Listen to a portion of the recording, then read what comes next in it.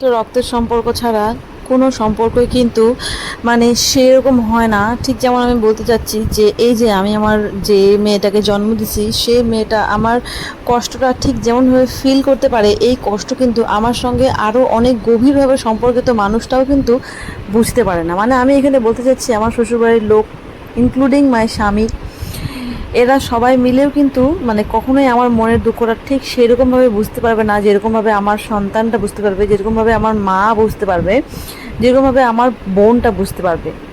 এই কথাটা শুনে এখন অনেকেই খারাপ লাগতে পারে, এটা তো সত্যি কথাই, তাই না? বাস্তব কথা কিন্তু শুনতে অনেক বেশি তিতা লাগে।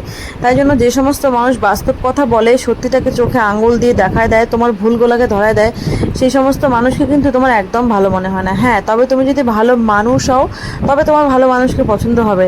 যে রকম মানুষ নিজে যেমন কোয়ালিটির, ঠিক তেমন কোয়ালিটির মানুষদের সাথেই কিন্তু মেলামেশা করে, ঠিক তেমন কোয়ালিটির মানুষদের সাথেই কিন্তু তার ওঠা বসা, তার পছন্দ।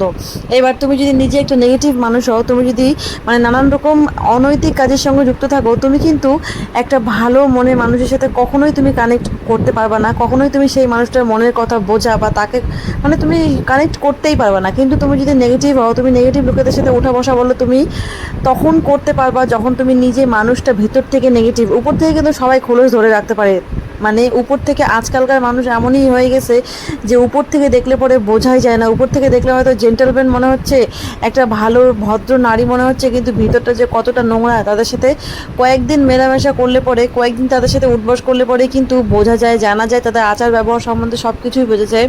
তাই জন্যে কোনো মানুষকে সরাসরি এখন আমি এক দেখাতেই বন্ধুত্ব করে নেই না, বা মনের সব কথা বলে দেওয়া, বা এই যে একটা বিশ্বাসের ব্যাপার, এটা আমি করি না। আগে দেখি, যাচাই করি, পরখ করে, যদি মনের মতো হয় তাহলে হয় বন্ধুত্ব, না হয় তো ভাই টাটা।